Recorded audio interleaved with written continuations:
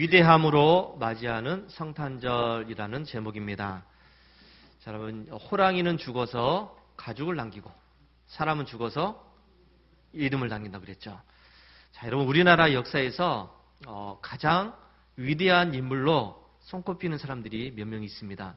자, 누굴까요? 예, 그렇죠. 딱 일본어로 누군지 이순신 장군 이렇게 이야기해요. 그 다음에 또 많이 있습니다. 위인들이 많이 있죠. 한글을 만드신 우리 이제 세종대왕도 있고, 또 고려를 세운 왕건, 그리고 삼국을 통일했던 김유신, 이런 분들도 있습니다. 우리나라에서 현존하는 사람들 중에서 그러면 가장 위대하다고 이렇게 평가받는 사람도 있죠. 현재 살아있는 사람들 중에서. 여러분 누굴까요? 유명인들이 있어요. 뭐 축구선수 손흥민은 뭐 세계가 인정하는 지금 선수가 되었습니다. 그 다음에 이제 소프라노 조수미 씨도 있습니다. 여러분 이 조수미 씨가 보니까 굉장한 사람이더라고요. 이분도 이제 위대한 사람으로 평가를 받고 있고, 그리고 이 아이돌 그룹 중에서 지금 다 군대가 있는데, BTS라고 들어보셨죠? 예, 이 BTS 그룹도 그러니까 세계적인 그룹으로 인정을 받으면서 지금 뭐 세계 사람들로부터 칭찬을 받고 있습니다. 자, 이 위대함, 여러분 위대함이라고 하는 것은 사전을 찾아봤더니 뛰어나고 훌륭하다 이렇게 되어 있습니다.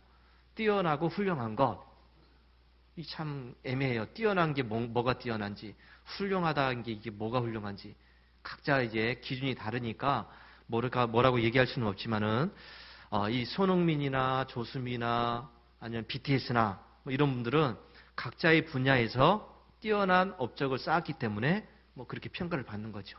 축구 선수로서 또 음악가로서 또 이렇게 아이돌 그룹으로 이렇게 사람들한테 정말 훌륭하다, 뛰어나다 이렇게 인정받고 있습니다. 우리가 이렇게 세상적으로 위대하다라는 평가를 받으려면 누구나가 그의 업적이나 또 활동에 대해서 인정을 해야 돼요. 그렇잖아요. 몇 명만 모여가지고 저 사람 훌륭해, 저 사람 뛰어난 사람이야. 그냥 친구들 몇 명이서, 동네 사람 몇 명이서 야, 저 사람 대단한 사람이야 이렇게 한다고 해서 그 사람이 위대해지는 것은 아닙니다. 그렇죠? 동네를 벗어나서, 친구를 벗어나서, 한국을 벗어나서 그래도 세계 사람들이 인정하는 그런 수준이 되어야 뛰어나다, 훌륭하다 이렇게 인정을 하지. 그냥 몇 명 아는 사람들만 그냥 잘한다고 해봤자 아무런 소용이 없습니다. 자, 여러분 성경에 보니까 위대하다 이런 말들을 아무한테나 쓴 게 아니더라고요. 오직 하나님께 지금 사용을 하고 있습니다.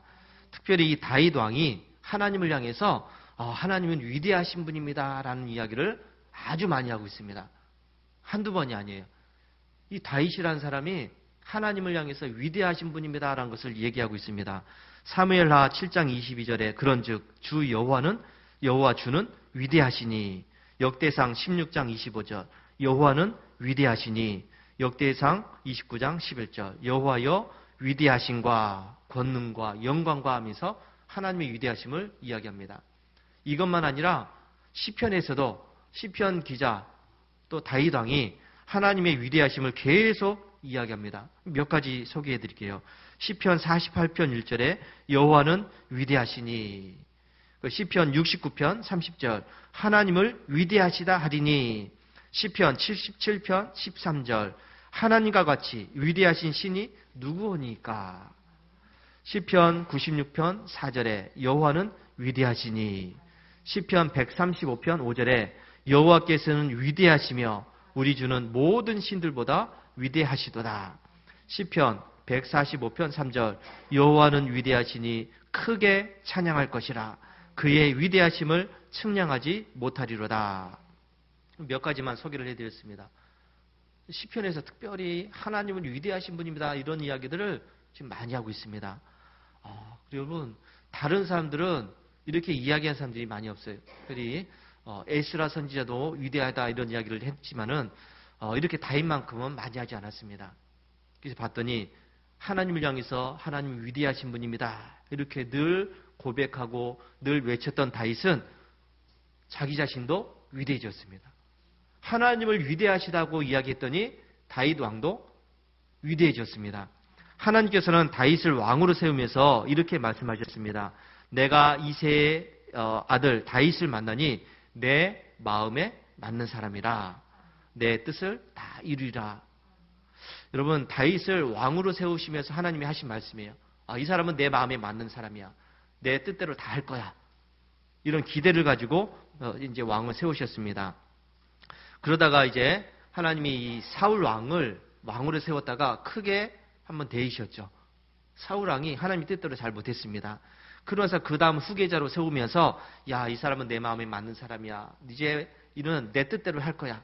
내가 원하는 대로 할 거야. 이런 기대를 가지셨습니다. 그러면서 이제 다윗에게 아예 대놓고서 말씀하셨습니다. 사무엘하 7장 9절에 땅에서 위대한 자들의 이름같이 네 이름을 위대하게 만들어 주리라. 하나님께서는 아예 다윗을 위대하게 만들어 주겠다. 이렇게 약속을 하셨습니다. 이 말씀처럼 다윗은 정말로 위대해졌습니다. 분열되고 또 혼란스러웠던 그 이스라엘을 하나의 왕국으로 통일시켰습니다. 남과 북으로 갈라졌던 수도 여러 민족으로 나뉘어져 있던 이런 이제 이스라엘을 하나로 통일시켰다는 것이죠. 그의 지세 40년 동안에 이룬 업적입니다.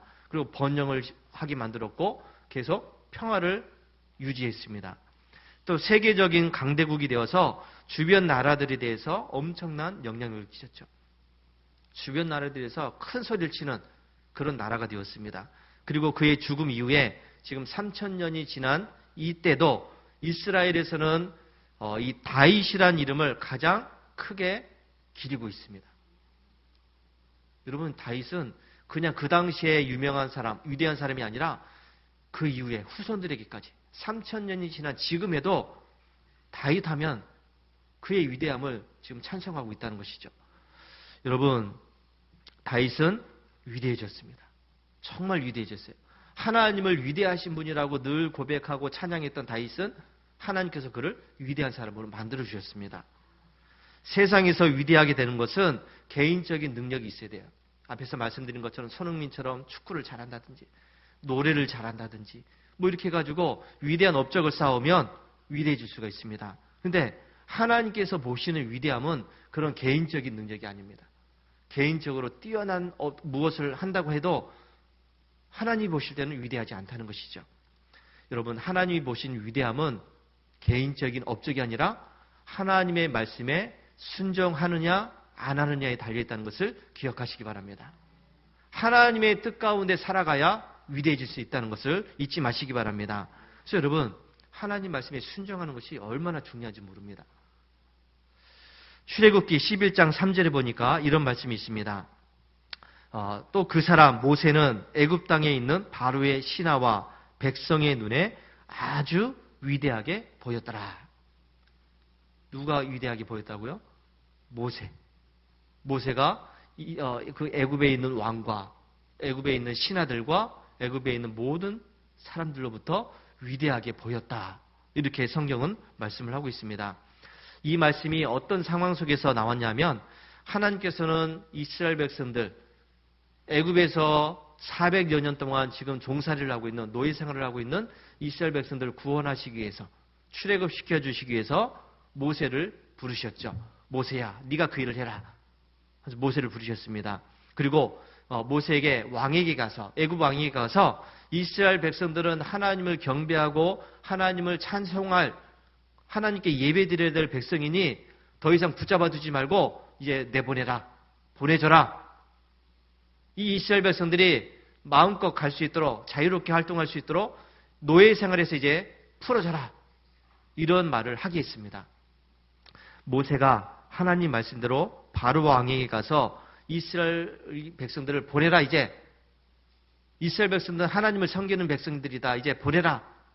이제 얘기했습니다. 그런데 애굽의 바로 왕이 말을 듣지 않았다고 그랬죠. 바로 왕의 마음이 완고해서 모세의 말을 듣지 않습니다. 이스라엘 백성을 보내지 않습니다. 무시했죠. 그리고 오히려 더 심한 박해를 합니다. 이스라엘 백성들 이놈들이 배가 부르니까 나갈 생각을 하는구나. 더 고된 노역을 시켰습니다. 밥도 조금 주고 일은 많이 시키고. 그러자 하나님께서는 모세를 통해서 이제 애굽에 재앙을 내리기 시작하셨습니다. 나일강을 피로 물들여서 그 안에 있는 모든 물고기나 이런 생물들을 다 죽이셨습니다. 여러분, 강물이 피로 변한다. 그 피비린내가 또 얼마나 나겠습니까? 사람들이 그물을 떠다가 씻기도 하고 먹기도 하고 그렇게 하는데 그물을 사용을 할 수가 없습니다. 사람들이 괴로워했죠. 자, 그 다음에 개구리 재앙을 보내셨습니다. 개구리를 온 천지에 개구리가 나오게 만드셨습니다. 그러니까 이 침실에도 개구리가 있고 밥상 위에도 개구리가 있고 뭐 여기저기 온 천하에 이제 개구리가 뛰어다니면서 개굴개굴 하고 있으니까 사람들이 얼마나 이 스트레스를 받을 일입니까? 그 다음에 또 이 재앙, 티끌을 이로 만들어가지고 온 천지에 이가, 지금은 이가 없어가지고 괜찮지만 옛날에 저도 어렸을 때 이 머리부터 석회 잡는다고 제가 매일 밤 누워가지고 그냥 똑똑 소리 나고 이가 있으면 얼마나 괴롭습니까? 이 온 천지가 이를 만들었습니다. 그 다음에 또 이제 파리 재앙. 이 파리도 대단하죠. 파리 한 마리만 있어도 괴로운데 온 천지가 또 파리로 만들었습니다. 가축이 또 죽어가는 재앙, 또 악성 종기가 생기는 재앙, 우박이 떨어지는 재앙, 메뚜기가 생기는 재앙, 또 흑암 재앙, 온 천지가 아주 깜깜하게 돼버리는 그런 재앙. 그런 9가지 재앙을 보내셔서 바로왕과 애굽 사람들을 하나님이 괴롭히셨습니다. 이거 말을 안 들으니까. 보내라고 그러는데 안 보내니까 하나님이 재앙을 통해 가지고 깨닫게 하십니다. 그런데 이 애굽 사람들이 이런 재앙으로 인해서 고통을 당했지만은 근데 이 바로왕이 말을 듣지 않습니다. 이 온갖 이런 재앙을 당했어도 바로왕이 보낸다고 했다가 또 취소시키고 거짓말하고 그냥 재앙만 피하겠다 그러면 다시 이제 안 보낸다 그러고 이렇게 이제 9번까지 왔습니다. 말을 듣지 않습니다. 그래서 이 이스라엘 백성들을 붙잡아둬서 보내지 않으니까 이제 마지막 재앙, 10번째 재앙. 장자들은 다 죽는 재앙을 보내시려고 마음먹었습니다. 처음에 태어난 것, 자녀들 가운데서도 첫 자녀, 짐승들 가운데서도 처음 태어난 것은 하나님이 다 죽이겠다. 이렇게 말씀하셨습니다. 이렇게 준비하고 있는 이때 이런 말씀을 지금 하고 계시다는 것이죠. 이스라엘 백성들을 봐도 그렇고 애굽의 바로왕과 또 신하들과 이 애굽의 백성들이 볼 때, 야, 모세 참 위대한 사람이야. 아주 위대하게 보였다는 것이죠. 위대하게 보였다는 것은 자기들은 모세에게 상대가 안 된다는 얘기예요. 모세의 상대가 안 된다. 힘도 안 되고 지혜도 안 되고 권세도 안 되고 어떻게 해서도 모세에게는 안 된다.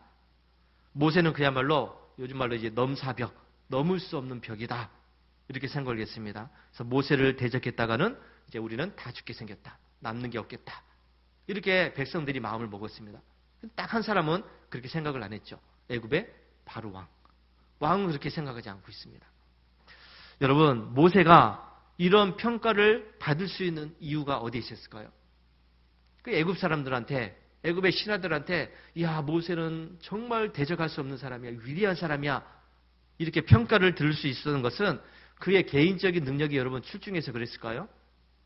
개인적인 능력이, 야, 모세가 9가지 재앙을 내리고 가지고 막 온 천지 피로 물리고 개구리가 생기고 막 이가 생기게 만들고 파리가 생기게 만들고, 야, 이거는 아무도 못해. 모세는 참 대단한 사람이야. 모세가 그런 능력을 행했기 때문에 그랬을까요? 그건 아니에요, 여러분. 모세가 당시에 80세였습니다. 80세. 인생을 이제 정리해야 되는 그런 때였죠. 그에게 세상적인 권력도 없었고 명예도 없었고 지혜도 없었습니다. 힘이 전혀 없었어요. 모세가 태어나서 40세 때까지는 여러분 애굽의 그 궁궐에서 자랐습니다. 공주의 아들로 입양이 되어가지고 왕자로 자랐습니다. 그는 이때만 해도 40세 때까지만 해도 마음만 먹으면 뭐든지 다 할 수 있는 그런 힘이 있었습니다. 권력이 있었습니다. 못할 것이 없었습니다. 그리고 잘만 하면 차기 왕으로 세워질 수도 있는 그런 사람입니다. 공주의 아들이었으니까. 왕이 어떻게 잘못되면은 그 위에 있는 순서들이 잘못되면 자기가 왕이 되는 거니까. 그런 권세 있는 사람이었습니다.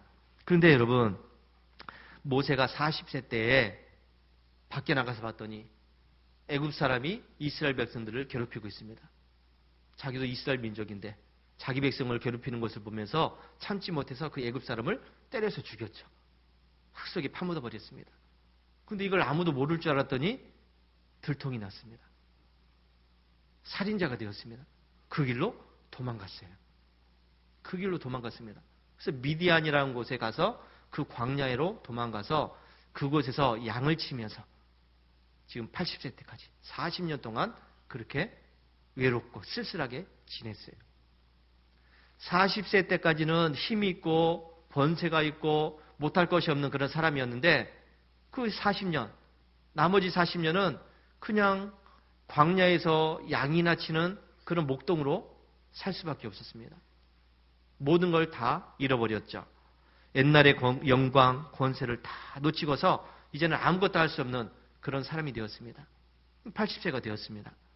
그런데 이런 80세의 모세를 하나님은 부르셨다는 것이죠. 그러면서 그에게 애굽에서 노예 생활을 하고 있는 이스라엘 백성들을 구해내라. 이스라엘 백성들을 출애굽시켜라. 이렇게 사명을 주셨습니다. 자, 모세가 여러분 이 사명을 받고 여러분 어떻게 했나요? 처음에는 못한다고 하지 않았습니까? 하나님 나 못해요. 할 수가 없습니다. 이제 힘도 없습니다. 말도 못합니다. 이제는 나는 아무것도 할 수 없습니다.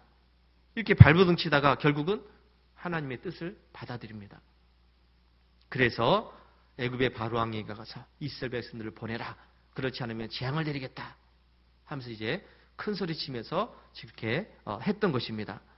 여러분 말을 듣지 않는 이 바로 왕에게 가서 하나님 말씀을 전하는 것, 크고 작은 능력을 보일 수 있는 것은 여러분 참 대단한 일이에요. 하기 어려운 일입니다. 자기는 아무 힘이 없거든요. 80세가 되었는데 옛날 권세도 없고 명예도 없고 오히려 살인자라는 이런 아주 그냥 치욕만 있는데 그런 모세가 그 애굽 왕에게 가서 이스라엘 백성들을 보내라 라고 소리치면 그 말을 듣겠습니까? 안 듣죠. 들을 수가 없어요. 어느 정도 힘이 있는 사람이 와가지고 보내달라고 얘기하면 들을 수는 있을지 몰라도 아무런 힘이 없는 그 80세의 노인이 와서 보내라 그런다고 보내겠습니까? 그러니까 하나님은 모세를 통해서 이 재앙을 보내셔가지고 재앙을 통해 가지고 이 모세를 위대하게 만드셨다는 것입니다. 모세가 9가지 재앙을 보이는 과정 속에서 애굽 사람들은 모세를 80세에 늙고 힘없는 사람이 아니라는 것을 알게 되었습니다. 허름한 옷에 지팡이 하나만 그저 달랑 하나 들고 있는 그런 사람이 아니었다는 것입니다. 애굽 사람들은 그를 위대한 사람으로 보게 됩니다. 자기들은 할 수 없는 그 일을 모세가 한다는 것이죠. 자기들은 도저히 할 수 없는 그 일들을 모세가 지금 하고 있다는 겁니다. 자기들의 힘으로는 모세를 대적할 수 없다. 그래서 모세를 하나님의 대리자로 인정하게 되었다는 것입니다. 여러분, 모세가 위대하게 된 것은 다른 데 있지 않습니다. 모세가 하나님 말씀에 순종했기 때문이에요. 모세가 하나님의 말씀대로 그대로 했기 때문입니다. 자기는 힘이 없고 아무것도 할 수 없는 그런 사람이었지만은 그러나 하나님이 하라는 대로 하니까 모세가 위대하게 되었다는 것입니다. 세상적인 위대함은 앞에서 말씀드린 것처럼 개인적인 능력이 있어야 돼요. 개인적으로 뭔가 뛰어나고 훌륭한 것이 있어야 됩니다. 사업수단이 좋아서 막 장사를 하는 것마다 손을 대는 것마다 막 이익이 남아가지고 몇백억 몇천억이 자산가가 되었다. 그럼 그 사람 참 대단하지 않습니까? 맨손으로 그냥 엄청난 사업체를 이루면 대단한 일 아닙니까? 자기 분야에서 뛰어난 업적을 쌓아서 인정을 받고 그러면 좀 대단한 일이죠. 명의를 얻는 일입니다. 그래서 그런 것 가지고 좋은 집에서 좋은 차를 타고 다니면서 좋은 옷을 입으면서 좋은 것을 누리면서 살아가면 위대하다고 평가를 받을 수 있습니다. 개인적인 능력이 있으면. 그러나 하나님께서 보시는 위대함은 그런 데 있지 않다고 그랬습니다. 하나님이 보시는 위대함은 오직 한 가지입니다. 하나님 말씀에 순종하느냐 안 하느냐. 여기에 달려 있습니다. 비록 세상적으로는 부자가 아니에요. 세상적으로는 힘이 없습니다. 연약합니다. 병들었습니다. 나약합니다. 아무것도 할 수 없습니다. 그러나 하나님 말씀에 순종하며 살아가게 되면 그 사람은 하나님이 위대하게 만들어 가신다는 것을 믿으시기 바랍니다. 예수님께서 태어나실 때 여러분 가브리엘 천사가 마리아에게 찾아왔습니다. 이건 뭐라고 했습니까? 마리아에게 와서 보라 네가 잉태하여 아들을 낳으리니 이름을 예수라라. 이렇게 했습니다. 마리아가 이 말을 듣고 놀랐습니다. 당황했어요. 왜요? 마리아는 아직 결혼하지 않은 처녀였기 때문이에요. 결혼하기로 약속한 그런 정혼자는 있지만은 아직까지 결혼하지 않은 상태예요. 남자를 알지 못한다 그랬습니다. 근데 결혼하지 않은 처녀인 자기가 지금 아이를 낳는다 그러니 이거 어떻게 내가 아이를 낳을 수 있습니까? 난 아직 아니에요. 결혼도 안 했어요. 이렇게 할 수밖에 없습니다. 만약에 여러분 이 마리아가 임신했다는 사실이 사람들에게 알려지게 되면 자기는 신랑한테 파혼을 당할 수밖에 없어요. 부정한 여자이기 때문에 세상 사람들에게 손가락질 받으면서 돌에 맞아서 죽을 수도 있는 그런 상황이에요. 여러분 이 좀 쉬운 일이 아니잖아요. 처녀가 임신하여 아들을 낳는다. 이 당시에 이 일은 정말로 어려운 일입니다. 그런데 이 마리아가 자기의 임신 소식을 알리는 그 가브리엘 천사의 말을 받아들입니다. 주의 여종이오니 말씀대로 내게 이루어지이다. 말씀대로 되기를 바랍니다. 여러분 말씀대로 되면 자기는 큰일 나는 거예요. 이 마리아의 위대함이 바로 여기에 있습니다. 처녀인 자기가 임신하게 되면 자기에게 엄청난 손해가 있고 세상적인 지탄을 받을 수 있는 그런 상황입니다. 그런데 그것이 곧 세상의 구주이신 예수 그리스도를 낳는 일이었기 때문에 그는 그것을 받아들였다는 것이죠. 자기에게 손해가 된다고 할지라도 이것이 하나님의 뜻이고 이것이 하나님 말씀이기 때문에 순종했던 것입니다. 예수님의 아버지 요셉도 마찬가지입니다. 그는 자기와 결혼할 이 여자가 지금 자기와는 상관없이 임신했다는 소식을 듣습니다. 여러분 이러면 지금 당장 미치고 환장할 일 아닙니까? 이런 소식을 듣고 여러분 가만히 있을 사람이 어디에 있습니까? 결혼할 사람이 임신했다고 그러는데 자기와는 상관없이 임신했다고 하는데 이거 뭐 사람에 대한 믿음이 무너졌고 배신감이 들고 그야말로 멘붕이 왔을 거예요. 당장이라도 이 마리아를 고발해서 사회적인 지탄을 받게 하는 거 이건 너무나도 당연한 일입니다. 그런데 이 요셉은 꿈에서 천사가 전해준 말을 받아들입니다. 마리아가 임신한 것은 성령으로 잉태되었다. 성령으로 되었다. 그리고 나서 마리아를 자기 집에 데리고 와서 아이를 낳을 때까지 지켜주었습니다. 여러분 세상을 구원할 구세주로 오신 예수님의 탄생은 그냥 되어진 것이 아니에요. 예수님의 어머니 아버지였던 이 마리아와 요셉의 위대함으로 이루어졌다는 것을 잊지 마시기 바랍니다. 그런데 이 위대함은 하나님의 말씀에 순종한 위대함이에요. 자기가 손을 봅니다. 자기가 피해를 입을 수 있는 그런 상황이에요. 그럼에도 불구하고 그 말씀에 순종했다는 것이죠. 이 위대함이 없었다고 한다면 예수님은 이 세상에 태어날 수 없었을 거예요. 자, 여러분 이제 성탄절이 이제 몇 주 안 남았습니다. 예수님이 이 세상에 구원의 주로 오신 날입니다. 또 하나님과 우리 사이에 화평을 전하러 오신 날이에요. 우리는 이 날을 잊게 한 사람들의 이 위대함을 기억해야 됩니다.